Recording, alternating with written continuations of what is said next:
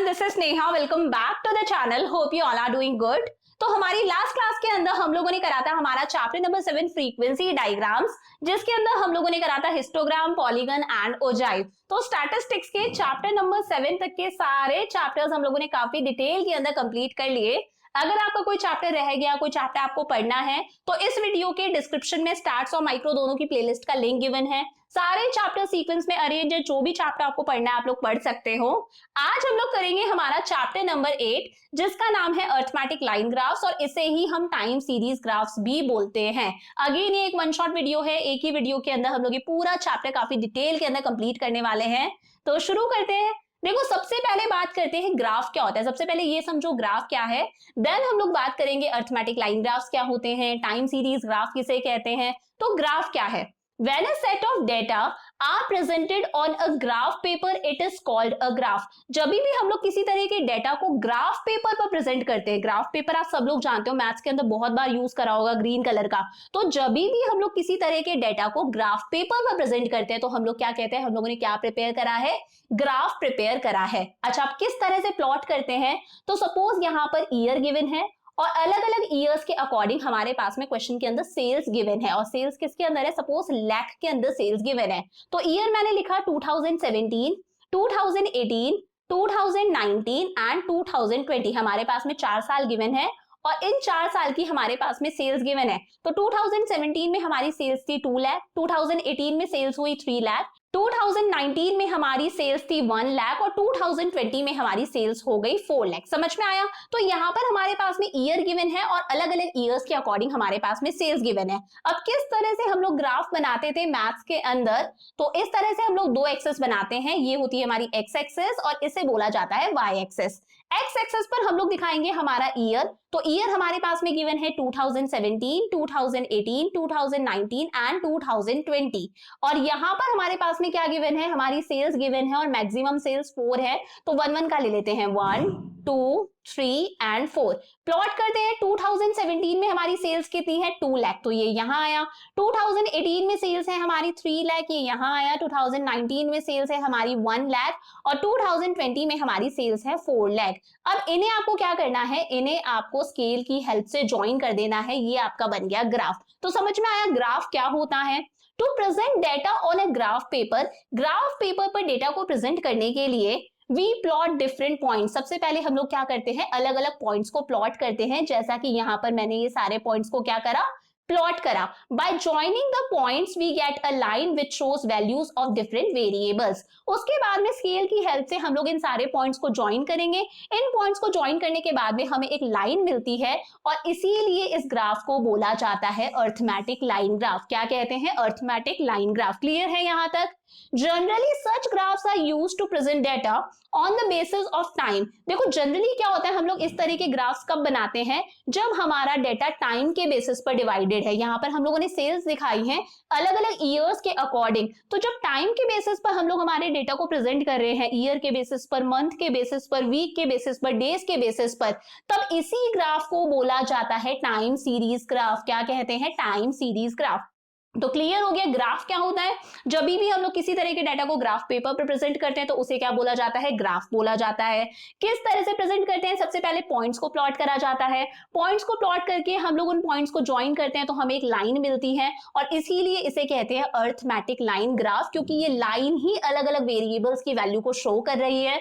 Generally हम लोग इस तरह के ग्राफ्स क्यों यूज करते हैं? जब हमारा डेटा टाइम के बेसिस पर डिवाइडेड है, इसीलिए इन्हें बोला जाता है time series graph. I hope यहां तक समझ में आया।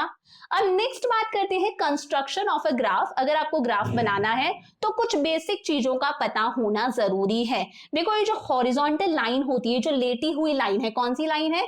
ये है हमारे पास में हमारी हॉरिजॉन्टल लाइन, लेटी हुई लाइन। इस लेटी हुई लाइन को बोला जाता है एक्स एक्सिस। क्या कहते हैं? X axis. और इसी का दूसरा नाम है एब्सिसा। क्या है? एब्सिसा। किस तरह से लिखते हैं? इधर लिखते हैं एक्स और इधर लिखते हैं एक्स डैश। क्लियर हो गया? ये जो वर्टिकल लाइन है, जो खड़ी हुई लाइन है, इसे बोला जाता है वाई एक्सिस। क्या कहते हैं? Y axis. और इसी का दूसरा नाम है ऑर्डिनेट। क्या कहते हैं? ऑर्डिनेट। तो ये वाई है, नीचे हम लोग दिखाएंगे वाई डैश। यहां तक क्लियर है? जब एक्स एक्सिस और वाई एक्सिस एक दूसरे को इंटरसेक्ट करती हैं, जिस पॉइंट पर, इस पॉइंट पर ये दोनों एक दूसरे को इंटरसेक्ट कर रही हैं, इस पॉइंट को बोला जाता है origin. Don't get confused between ordinate and origin. Ordinate क्या है? हमारी वाई एक्सिस, और दोनों का इंटरसेक्शन पॉइंट को हम लोग क्या कहते हैं? ओरिजिन। यहां तक क्लियर हुआ? अब देखो, अगर कोई भी चीज चार पार्ट्स में डिवाइड हो जाती है इन दोनों लाइंस के इंटरसेक्शन की वजह से, ये जो हमारा पूरा का पूरा ग्राफ पेपर है, ये पूरा का पूरा ग्राफ पेपर हमारा चार पार्ट्स में डिवाइड हो रहा है। इन चारों पार्ट्स को बोला जाता है क्वाड्रेंट। क्या कहते हैं? क्वाड्रेंट। तो ये पूरा पार्ट हमारा क्या है? First quadrant. ये पूरा पार्ट है हमारा सेकंड क्वाड्रेंट। ये पूरा थर्ड क्वाड्रेंट। और ये क्या है? पूरा का पूरा फोर्थ क्वाड्रेंट। और ये फिक्स है, आप इसको 1, इसको 2, इसको 3, इसको 4 नहीं कर सकते। This is first, this is second, this is third and this is fourth. Clear हो गया यहां तक? अब भाई ये हो गया। अब यहां पर डेटा को किस तरह से प्रेजेंट करा जाता है? तो एक्स एक्सिस पर जो हमारा राइट वाला साइड है, वहां पर हम लोग पॉजिटिव पॉइंट्स दिखाते हैं। तो ये है +1, +2, +3 एंड +4। सेम ऐसे ही एक्स एक्सिस का जो लेफ्ट वाला साइड है, वहां पर हम लोग हमारे नेगेटिव पॉइंट्स दिखाते हैं। तो दिस इज -1, -2, -3 एंड -4। क्लियर है? सेम ऐसे ही वाई एक्सिस पर जो ऊपर वाला पार्ट है लाइन से, उस पर हम लोग हमारे पॉजिटिव पॉइंट्स दिखाते हैं 1, 2, 3, 4। और इसके नीचे वाली पर हम लोग दिखाते हैं हमारे नेगेटिव पॉइंट्स। ये बहुत ही ज्यादा बेसिक चीजें हैं, आप लोगों ने क्लास 9th और 10th में कोऑर्डिनेट ज्योमेट्री के अंदर सारी चीजें पढ़ रखी है, तो समझ में आ गया। एक्स एक्सिस को हम लोग क्या कहते हैं? एब्सिसा। वाई एक्सिस को हम लोग क्या कहते हैं? ऑर्डिनेट। दोनों का जो इंटरसेक्शन वाला पॉइंट है उसे बोला जाता है ओरिजिन। और ये क्या है? चार हमारे क्वाड्रेंट्स है। क्लियर हो गया? चलो भाई आगे चलते हैं। अब बात करते हैं rules for constructing a graph. अगर आप एक ग्राफ बना रहे हो तो आपको दिमाग में कौन कौन सी चीजें रखनी है, कौन कौन से रूल्स आपके दिमाग में होने चाहिए। तो सबसे पहला है हेडिंग। देखो, हर ग्राफ के ऊपर एक सूटेबल हेडिंग होनी चाहिए। हेडिंग शॉर्ट होनी चाहिए और ऐसी होनी चाहिए जो सेल्फ एक्सप्लेनेटरी है। पहली बात, जैसे पीछे मैंने ग्राफ आपको दिखाया, वहां पर सेल्स गिवन थी, तो उसकी हेडिंग क्या हो सकती थी? Sales of different year. तो हर ग्राफ के ऊपर एक सूटेबल हेडिंग होनी चाहिए जो सेल्फ एक्सप्लेनेटरी है। हेडिंग देखते ही समझ में आ जाए ग्राफ के अंदर किस चीज की बात की गई है। प्लस हेडिंग बहुत ही ज्यादा लंबी नहीं होनी चाहिए, हेडिंग होनी चाहिए एकदम short and sweet. Second is choice of scale. Choice of scale का मतलब क्या है? सपोज यहाँ पर सेल्स गिवन थी। सेल्स किस तरह से गिवन थी? सेल्स थी हमारे पास में 2, 3, 1, 4, कुछ इस तरह से सेल्स गिवन थी। सपोज यही सेल्स ऐसी होती, 250 होता, 300 होता, 170 होता, 425 होता, सेल्स इस तरह से गिवन होती, तो क्या यहां पर मैं इस तरह से लिखती? ये 1, ये 2, ये 3, ये 4 नहीं लिखती। यहां पर मैं कैसा लिखती? ये 100 है, ये 200 है, ये 300 है, ये 400 है, इस तरह से प्रेजेंट करती। नहीं तो पता नहीं मेरा ग्राफ कितना बड़ा हो जाता, पेपर में ही नहीं आता। तो आपको ग्राफ बनाने से पहले ही डिसाइड कर लेना है कि आपको क्या स्केल लेना है। आपको ग्राफ की जो एक यूनिट होती है 1 सेंटीमीटर होता है, उसमें आप कितना दिखाओगे? 2 का गैप रखोगे, 100 का गैप रखोगे, 1000 का गैप रखोगे, वो टोटली आपके डेटा पर डिपेंड करता है। ग्राफ जो है वो आपको ग्राफ पेपर के बिल्कुल मिडिल में बनाना है ताकि वो और भी ज्यादा अट्रैक्टिव लगे। ऐसा नहीं कि बिल्कुल लेफ्ट में घुसा दिया, बिल्कुल ऊपर है, बिल्कुल नीचे है, बिल्कुल सेंटर में बनाना है। थर्ड क्या है? Proportion of axes. Proportion of axes का मतलब है ये एक्स एक्सेस है, ये वाई एक्सेस है, ये आपको कितनी कितनी रखनी है, कितनी बड़ी रखनी है, कितनी छोटी रखनी है। तो एक्स एक्सेस और वाई एक्सेस दोनों ही एक प्रॉपर प्रपोर्शन के अंदर होनी चाहिए। देखो बेसिकली तो रूल क्या होता है, एक्स एक्सेस पर अगर आपको ज्यादा डाटा शो करना है तो एक्स एक्सेस को आप बड़ा बनाओ, वाई एक्सेस पर ज्यादा डाटा शो करना है तो उसको बड़ा बनाओ। बट बेसिकली क्या कहते हैं, जो एक्स एक्सेस है वो वाई एक्सेस की 1.5 टाइम्स होनी चाहिए। 1.5 टाइम्स मतलब 1.5 गुना। अगर मैं कहती हूं हमारी वाई एक्सेस 10 सेंटीमीटर की है तो इसका 1.5 गुना कर दो, इसको 1.5 से मल्टीप्लाई कर दो, तो एक्स एक्सेस कितनी होगी हमारी? 15 सेंटीमीटर। अगर हमारी वाई एक्सेस 20 सेंटीमीटर की है तो इसे 1.5 से मल्टीप्लाई कर दो, इसका 1.5 गुना कर दो, तो एक्स एक्सेस कितनी आएगी हमारी? 30 सेंटीमीटर। बाकी बेसिक रूल क्या है, जो जिस पर ज्यादा डेटा दिखाना है उसको बड़ा बनाओ, जिस पे कम डेटा बनाना है उसे कम दिखाओ। फोर्थ क्या है? Method of plotting the points. आप किस तरह से पॉइंट्स को प्लॉट करते हो। तो कैसे पॉइंट्स को प्लॉट करा जाता है? एक्स एक्सिस पर जब आप डेटा को प्लॉट करते हो तो ये हमारी लेफ्ट साइड है और ये क्या है? हमारी राइट साइड है। हम लोग लेफ्ट से राइट की तरफ जाते हैं, ऐसे ही डेटा को प्लॉट करते हैं ना, पहले इधर दिखाएंगे, फिर इधर दिखाएंगे, फिर इधर दिखाएंगे, तो हम लोग लेफ्ट से राइट की तरफ जाते हैं। और वाई एक्सिस पर ये क्या है, बॉटम, और ये क्या है, ऊपर वाला पॉइंट, ये है हमारा टॉप। तो वाई एक्सिस पर हम लोग बॉटम से टॉप की तरफ जाते हैं। तो एक्स एक्सिस पर हम लोग पॉइंट्स को किस तरह से प्लॉट करते हैं, लेफ्ट टू राइट, और वाई एक्सिस पर किस तरह से प्लॉट करते हैं, from bottom to top. Economics और बिजनेस स्टैटिस्टिक्स बेसिकली पॉजिटिव होते हैं, तो जनरली इन्हें सिर्फ फर्स्ट क्वार्टर में बनाया जाता है, ये मैंने आपको बताया था। तो ये बेसिकली इसी क्वार्टर के अंदर बनते हैं, जो फर्स्ट क्वार्टर है इसी के अंदर बनाए जाते हैं, क्योंकि यहां पर ये वैल्यूज भी पॉजिटिव थी और ये वैल्यूज भी हमारी पॉजिटिव थी। क्लियर हो गया।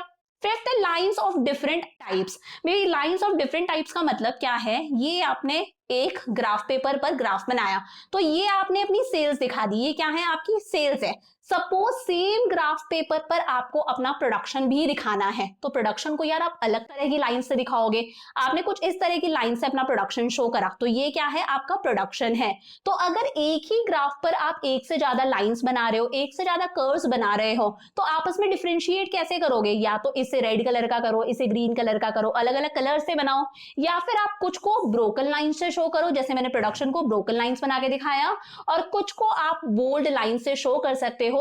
बस साइड में, ये आपका ग्राफ पेपर है, यहां पर साइड में मेंशन कर देना भाई, ये बोल्ड लाइंस का मतलब है ये क्या है, सेल्स है, और ये जो ब्रोकन लाइंस है इसका मतलब क्या है, ये है हमारा प्रोडक्शन। क्लियर है।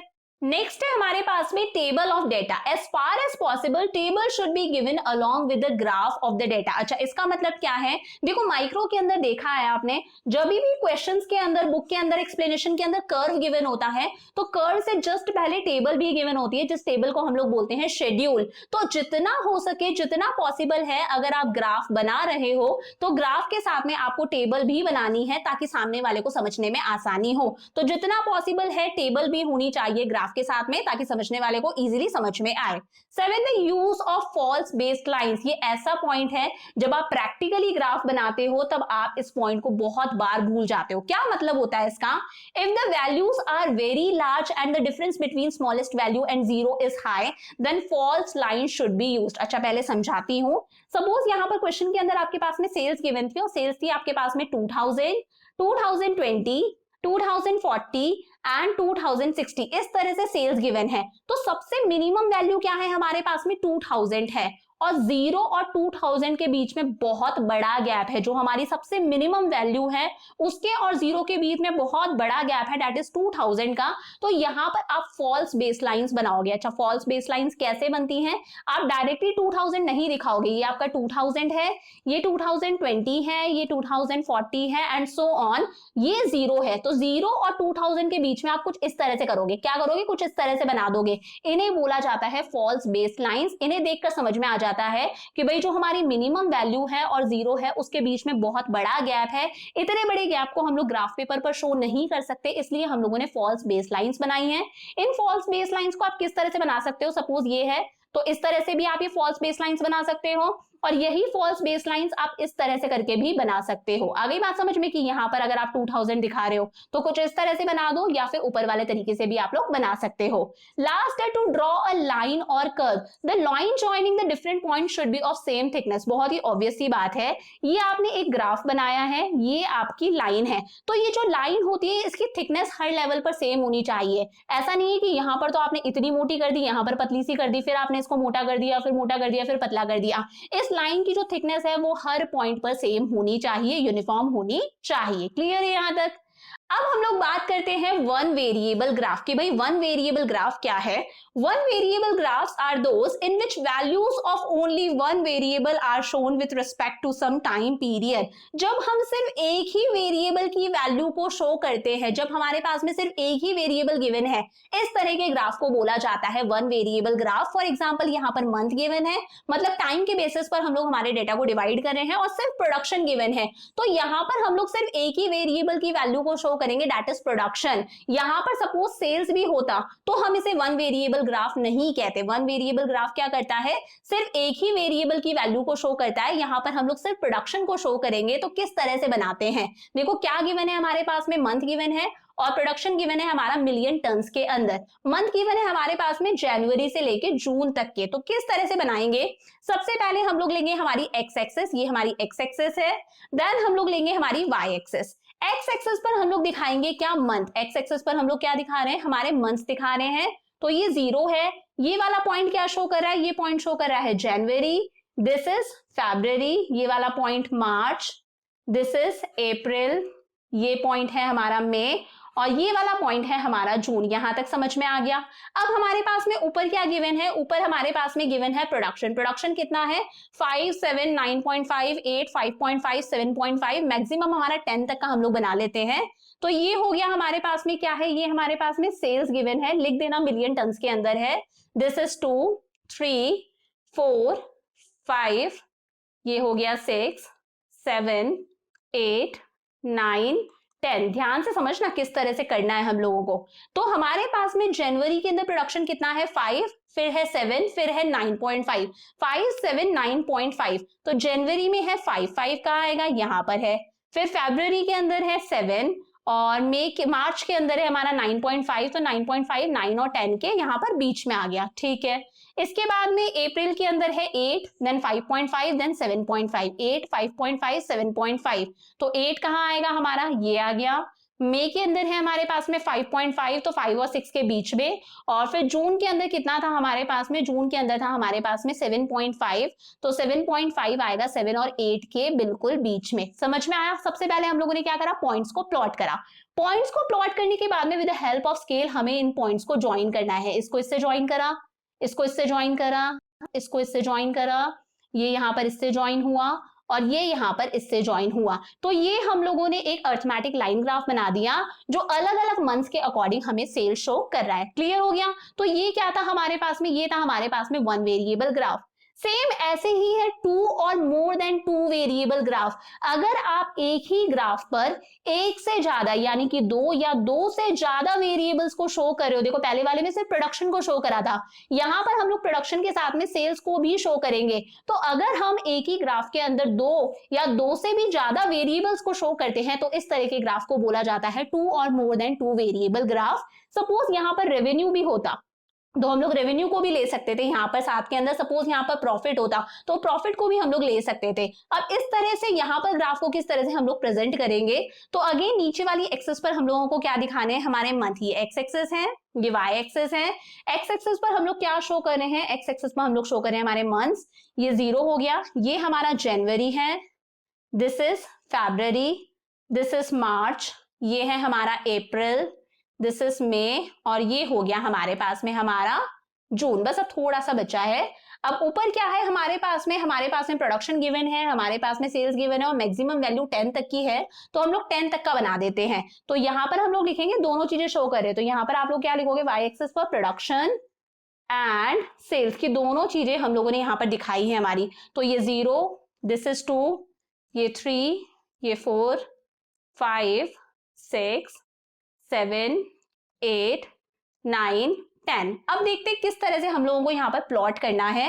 तो सबसे पहले मैं प्रोडक्शन को प्लॉट कर रही हूँ। प्रोडक्शन कितना है 5, 7, 7.5, 8, 5, 7, 7.5 और 8। तो सबसे पहले हमारे पास में 5, उसके बाद में आता है 7, उसके बाद में आता है 7.5, तो 7 और 8 के बीच में आएगा। देन कितना है 8, 5.5, 7.5, उसके बाद में आता है 8, उसके बाद में हमारे पास में है 5.5, और लास्ट जून का कितना है हमारे पास में 7.5। तो जून का हमारे पास में है 7.5। तो ये हम लोगों ने प्रोडक्शन शो करा। अब प्रोडक्शन को हम लोग ज्वाइन कर देते हैं। तो एक को मैं बोल्ड लाइन से दिखाऊंगी, एक को मैं ब्रोकन लाइंस की हेल्प से शो करूंगी ताकि डिफरेंशिएट कर सकें।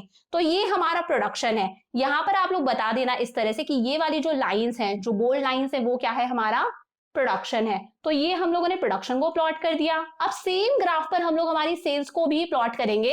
तो सेल्स कितनी है हमारी 7, 9, 9.5। कितनी 7, 9, 9.5। सबसे पहले 7, फिर फरवरी में कितनी है 9, फिर मई के अंदर है 9.5, तो ये आएगा 9 और 10 के बीच में।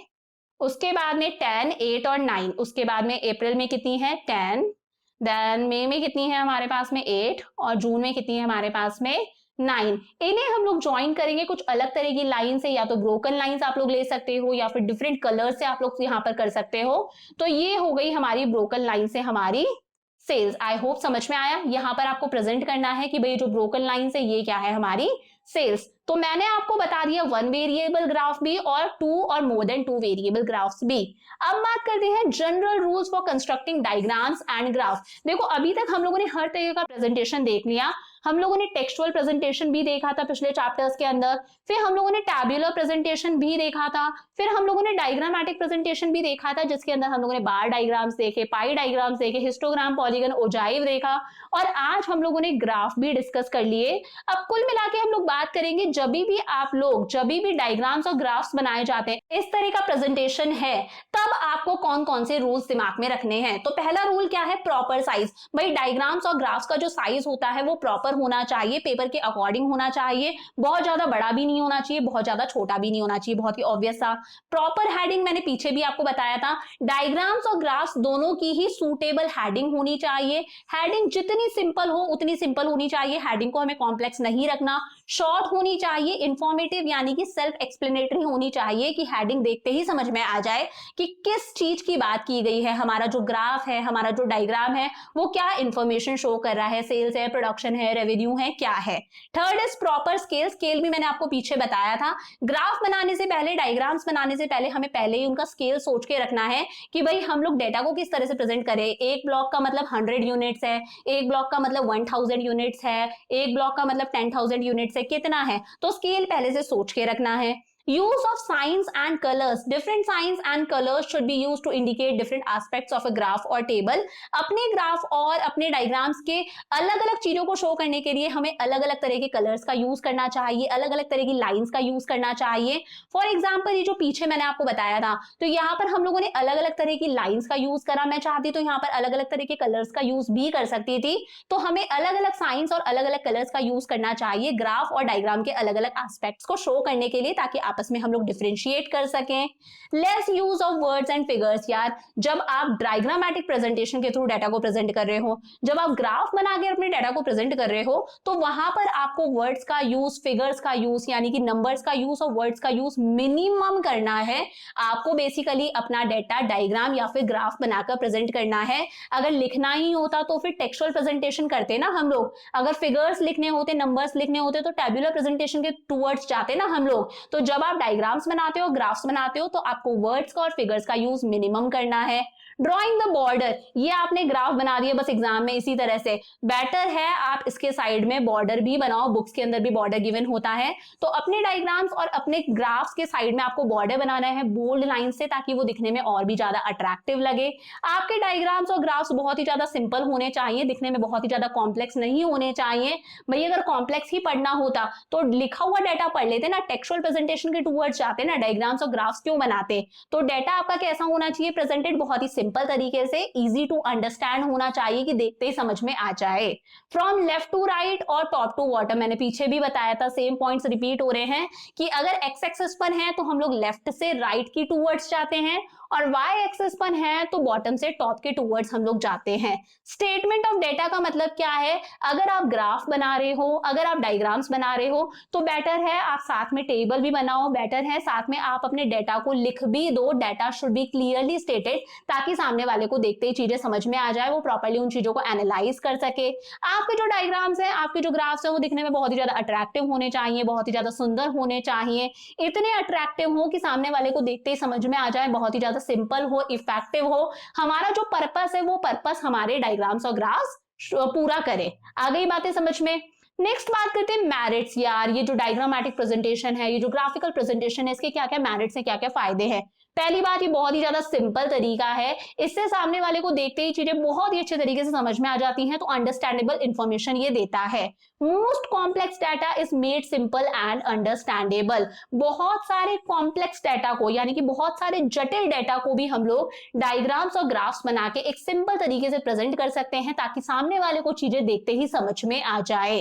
One can understand the features of data by having a look at the picture. अगर आपके सामने बहुत सारा टेक्स्ट लिखा है, बहुत बड़ा सारा पैराग्राफ लिखा है, बहुत ही ज्यादा कॉम्प्लेक्स, वो आपको समझ में नहीं आएगा, बट उसका अगर आपने डायग्राम बना दिया, उसका अगर आपने ग्राफ बना दिया, बार डायग्राम बना दिए, पाई डायग्राम्स बना दिए, तो वो चीजें सामने वाले को एक बार देखते ही समझ में आ जाती हैं। तो कितने भी कॉम्प्लेक्स डाटा को हम लोग सिंपल बना सकते हैं, अंडरस्टैंडेबल बना सकते हैं with the help of diagrams and graph. Second है लास्टिंग इम्पैक्ट। देखो लास्टिंग इम्पैक्ट का मतलब क्या होता है, लंबे टाइम तक वो चीज दिमाग में रहती है। अगर आपने एक पैराग्राफ पढ़ा है तो वो पैराग्राफ आपके दिमाग में लंबे टाइम तक नहीं रहेगा, बट अगर मैं आपको किसी चीज की पिक्चर दिखाती हूँ तो वो पिक्चर आपके दिमाग पर एक लास्टिंग इम्पैक्ट छोड़ती है, आपको वो पिक्चर जिंदगी भर याद रहेगी अगर वो बहुत ही ज्यादा अट्रैक्टिव थी तो। डायग्राम्स और ग्राफ्स क्या करते हैं, जो रीडर का माइंड है उसके अंदर एक लास्टिंग इम्पैक्ट छोड़ते हैं। फॉर एग्जाम्पल ये जो पीछे मैंने इतना सारा लिखकर बताया, ये शायद आपको इतना याद ना रहे, बट जहां जहां पर मैं आपको ग्राफ्स बना के बताती जा रही हूँ, बोल्ड लाइंस और ब्रोकन लाइंस वगैरह, ये आपके दिमाग में एग्जाम के अंदर रहेंगी। जब आप एग्जाम लिख रहे होंगे तो कहीं ना कहीं इनकी इमेज आपके दिमाग के अंदर रहती है। तो डायग्राम्स और ग्राफ्स के थ्रू प्रेजेंट करा हुआ डेटा जो रीडर का माइंड है उसके ऊपर एक लास्टिंग इम्पैक्ट, एक छाप छोड़ देता है। नो नीड ऑफ ट्रेनिंग और स्पेशलाइज्ड नॉलेज। अगर आपको ग्राफ्स को समझना है, अगर आपको डायग्राम्स को समझना है तो इसके लिए स्पेशलाइज्ड नॉलेज की जरूरत नहीं है, इसके लिए कोई अलग से ट्रेनिंग की जरूरत नहीं है। इवन अ लेमैन, एक नॉर्मल व्यक्ति जो इतना ज्यादा पढ़ा लिखा नहीं है, इतना ज्यादा एडुकेटेड नहीं है, वो भी डायग्राम्स और ग्राफ्स को इजीली देखकर समझ जाता है चीजें।